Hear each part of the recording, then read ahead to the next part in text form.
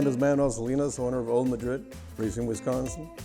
I've been here for 14 years now, and owner of this establishment, and we do Spanish tapas, the traditional Spanish tapas from Spain, and we also do paella, but the concept is appetizers, mini plates. When I first got here, 13 years ago, 14 years ago, I was very scared about the concept because I didn't know if it was going to work out, Ralph. This area wasn't meant to try my type of food. Mini appetizers. People are used to big meals. How is that going to work out? This is not a meal. I'll get a little appetizer.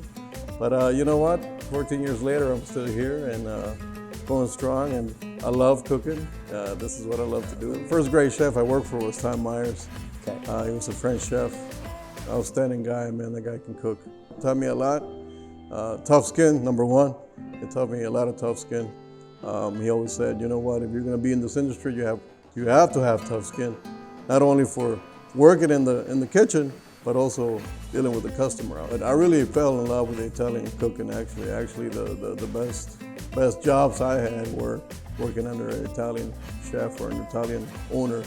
I really enjoy that. I think that was my passion, cooking Italian food. I mean, just the smell and all the olive oil and the garlic and the fresh herbs was just really nice. I really enjoyed that. The wine and the outcome after you made a dish.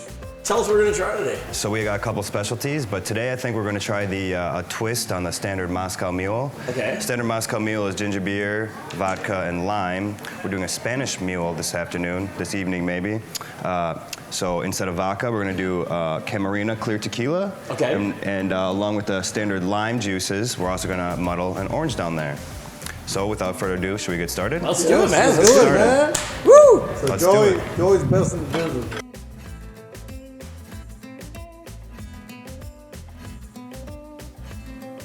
Now, a good bartender will always make sure to taste his drink. This is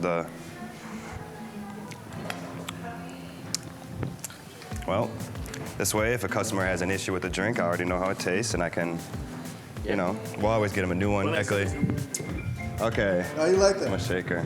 Good. Yeah? Good. Yeah. It's not bad, right? Me and my wife first opened Olde Madrid in 2007. The summer of 2007, actually July 11th of 2007.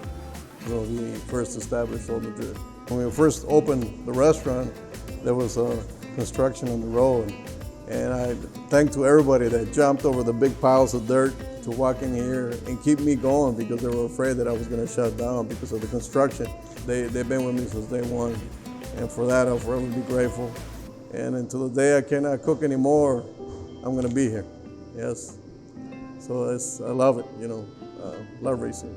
Yeah. One of the signature dishes that I do is chicken and cherries that people love. So it starts off with a chicken breast, cooked in the grill, and on the stove. I start olive oil, pine nuts, cherries, green olives, cherry wine, and a little bit of honey. You start reducing that. It's a reduction sauce.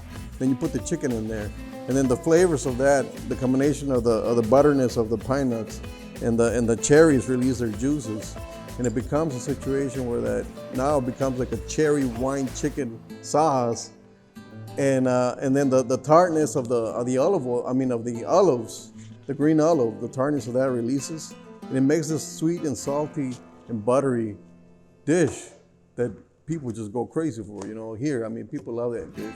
And one of the other ones that, has been original to the menu is the garlic chili shrimp. Man, it's very, very simple. It's hot olive oil, tons of garlic, Spanish paprika, parsley, and Japanese chilies. And that olive oil gets infused with that paprika and that garlic and that sea salt, and then the taste of the shrimp. And then you take baguettes and just take that sauce and just dip in your, man, people love it. A glass of wine with that and that shrimp. The shrimp is cooked to perfection. One of the signature dishes that people absolutely love here and people must get is the Maria's beef stew. So the beef stew is my mother used to make my comfort dish when I was growing up. But it's a beef stew that is to die for. And she would make it The only difference here is that she made it with a rib bone. I mean, I felt like I had to show the world what I experienced as a kid and what my mother gave me. So I brought it here, and now, I mean, the beef stew is a staple of this place. We have lobster bisque on the menu. So the lobster bisque is very, very simple. It's kind of your traditional lobster bisque.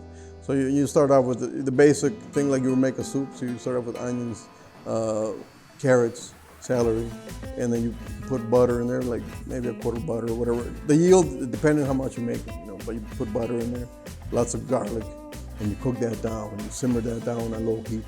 So everything gets transparent, nice and beautiful. Once it's transparent, then you want to add your flour, which makes an roux, which makes it, it's going to make it thick. Then you have to add tomato sauce or tomato paste, whatever it is, tomato paste, tomato sauce. I don't use tomato paste because it gets a little bit too soury. Tomato paste is a little bit too more sour, so I use tomato sauce. And you put tomato sauce in there, and then you add your lobster. Now the lobster, what I do is I take lobster tails that come in every Monday, and then I take them, I cook them in the oven, I open them up, butter, garlic, throw them in the oven, cook them. Once I cook them, I take them out, put them in the food blender, in the food processor, with a little olive oil, a little salt, a little butter, and I'll make a paste. Yeah. So now we got the flavor of the lobster, Right. and it's very potent. So now I just put some of that into the soup to make the flavor. Oh, wow. And then a little water, and most of it is heavy cream. So it's not if you're on a diet, do not do this, but it's very, very rich process, but that's how I do the lobster bisque, yes. But then, I had a wild thought. I said, why don't I make a gumbo, a Spanish gumbo, People love gumbo. I mean, Spain and France, New Orleans is influenced by the French culture, right? Well, they have gumbo, right? Well, how come I can't have a gumbo? I mean, who says I can't, right? Who says I can't do it? I'm my own. The reason I left the corporate world is because I want to do what I feel like I should do. I want to experiment. I want to do this. So I started with the gumbo, my guy, and I gotta tell you, this is really, really good. So it starts off. So I make the broth. So it's onions, carrots, celery, and then you cook it down with garlic, butter.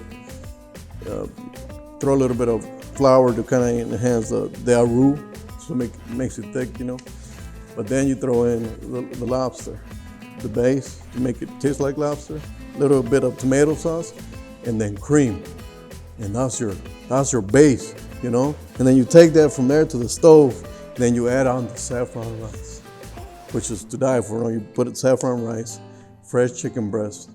So then I have chorizo that actually a company makes for me because it's my mother's recipe. I don't make it in-house because as you can see when you guys go back there, my kitchen is too small to make anything. But a company, meat company that works with me since the beginning, does it for me at their establishment. So it's Spanish chorizo, and it's fresh. So as the odor comes in, I throw that chorizo on the grill, and it gets cooked. Like, oh man, then you cut it up, you throw it in that gumbo and the flavor of that. And then you take scallops that I cook with olive oil, garlic, and serum. And then some shrimp, same way, olive oil, garlic. And then you put everything together, and then the shrimp on the bowl on the side. And then you top it off with a little pico, which is not spicy, by the way, it's just cilantro and onion, little lemon juice, little pico, and then avocado on top. And that, my friend, is thank God to heaven, man. You eat that. That is a staple here. Everybody who comes in here. That is good stuff. A bit of bread. I try with a little bit of his, not that it needs it, but a little bit of sauce on it as well. I have a feeling I'm just gonna take it off the fork and eat it.